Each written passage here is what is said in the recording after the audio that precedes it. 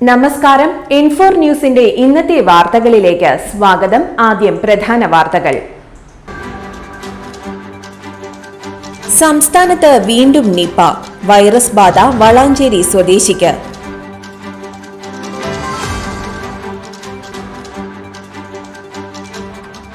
മദ്യപിച്ച് ബഹളമുണ്ടാക്കി നടൻ വിനായകൻ പോലീസ് കസ്റ്റഡിയിൽ.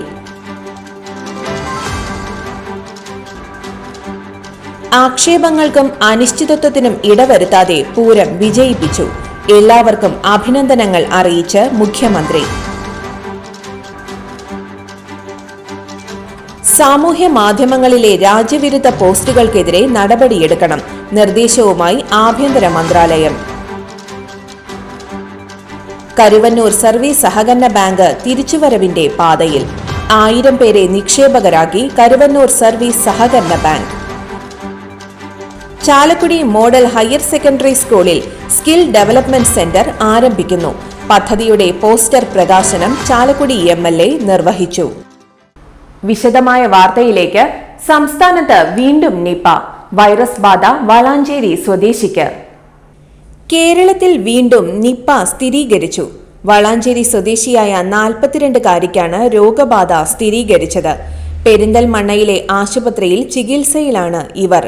കഴിഞ്ഞ 4 ദിവസമായി പനിയും ശ്വാസതടസ്സവും നേരിട്ടതിനെ തുടർന്നാണ് യുവതിയെ പെരിന്തൽമണ്ണയിലെ ആശുപത്രിയിൽ പ്രവേശിപ്പിച്ചത്. നിപ ലക്ഷണങ്ങൾ കണ്ടതോടെ സ്രവം പരിശോധനയ്ക്കായി പൂനെയിലേക്ക് അയക്കുകയായിരുന്നു. അവിടെ നടത്തിയ പരിശോധനയിലാണ് വൈറസ് ബാധ സ്ഥിരീകരിച്ചത്. ചികിത്സയിൽ തുടരുന്ന യുവതിക്ക് കടുത്ത പനി തുടരുന്നതായാണ് റിപ്പോർട്ടുകൾ. 1 വർഷത്തിനിടെ 3ാം തവണയാണ് മലപ്പുറത്ത് നിപ സ്ഥിരീകരിച്ചത്. നേരത്തെ വണ്ടൂരിൽ നിപ ബാധിച്ച് യുവാവ് മരിച്ചിരുന്നു.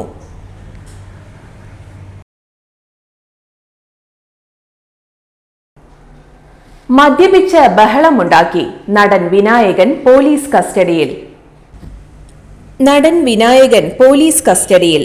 ഹോട്ടലിൽ മദ്യപിച്ച് ബഹളമുണ്ടാക്കിയതിനെ തുടർന്നാണ് വിനായകനെ പോലീസ് കസ്റ്റഡിയിലെടുത്തത്.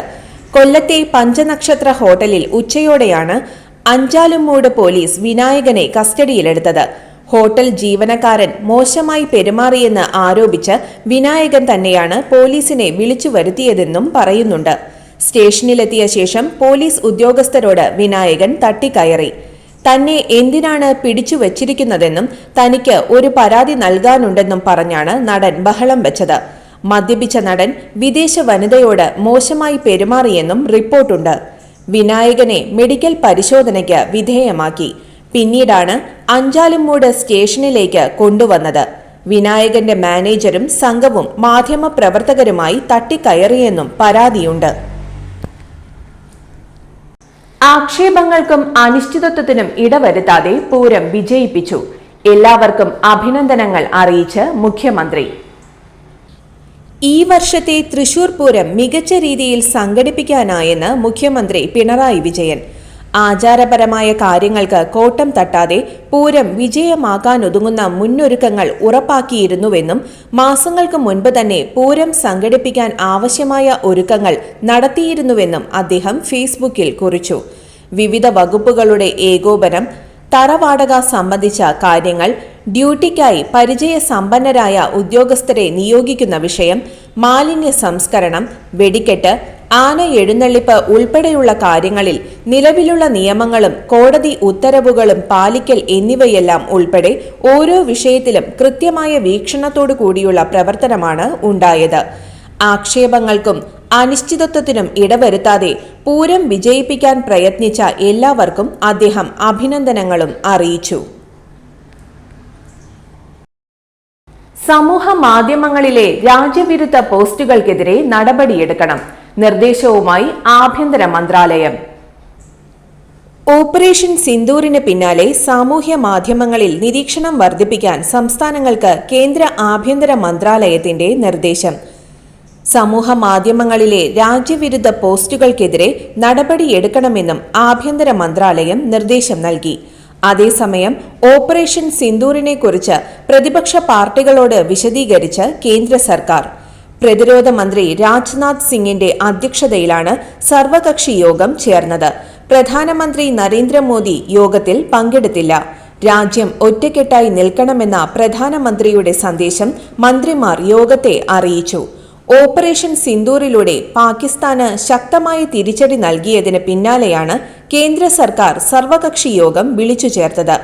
കഴിഞ്ഞ 36 മണിക്കൂറിലെ രാജ്യത്തിലെ സാഹചര്യം പ്രതിരോധ മന്ത്രി രാജ്നാഥ് സിംഗ് പ്രതിപക്ഷ പാർട്ടികളോട് വിശദീകരിച്ചു.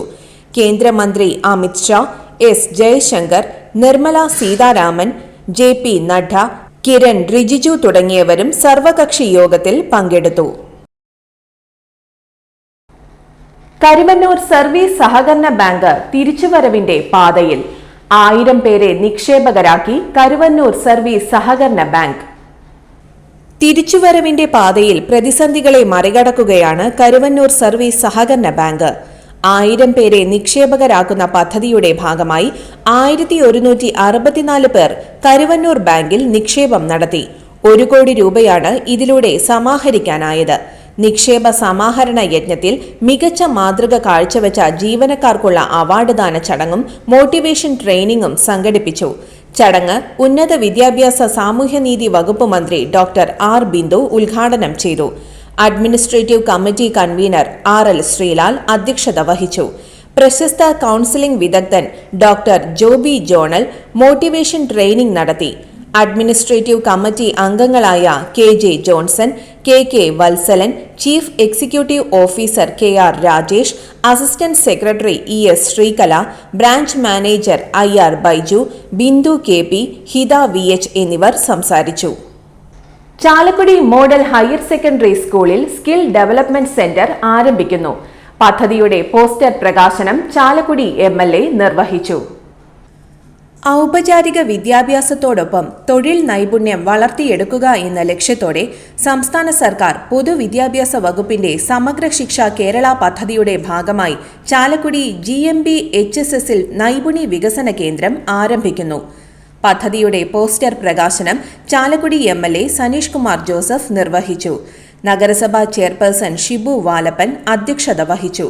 വിദ്യാഭ്യാസ standing committee chairperson MM Anilkumar, principal Kamalam V, PTA president Santhosh PV, SMC chairman George Kallinkal, BPC Chalakudy BRC Lijo Joseph, principal VHSE Chalakudy Bindu EV, headmistress high school Chalakudy Sangeetha PS, senior assistant Anitha PK, STC coordinator Aryamol എന്നിവർ പ്രസംഗിച്ചു.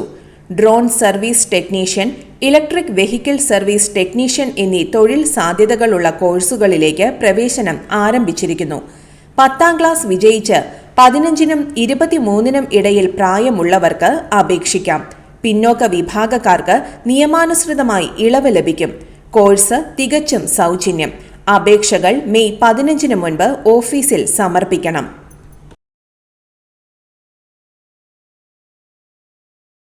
ഇന്നത്തെ സ്വർണ്ണവില നോക്കാം.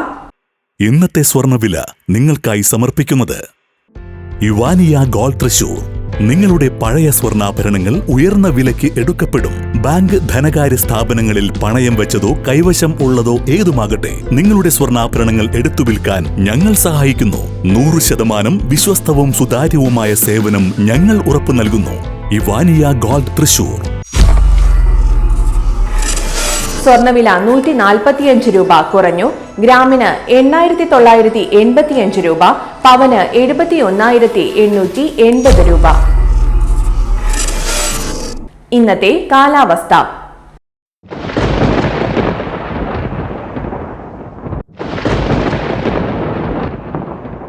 കൂടിയ താപനില 34 ഡിഗ്രി സെൽഷ്യസ്, കുറഞ്ഞ താപനില 26 ഡിഗ്രി സെൽഷ്യസ് രേഖപ്പെടുത്തി.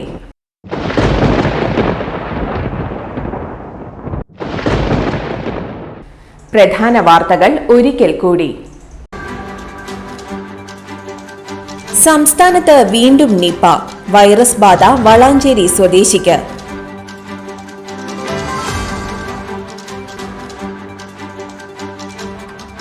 മദ്യപിച്ച് ബഹളമുണ്ടാക്കി നടൻ വിനായകൻ പോലീസ് കസ്റ്റഡിയിൽ.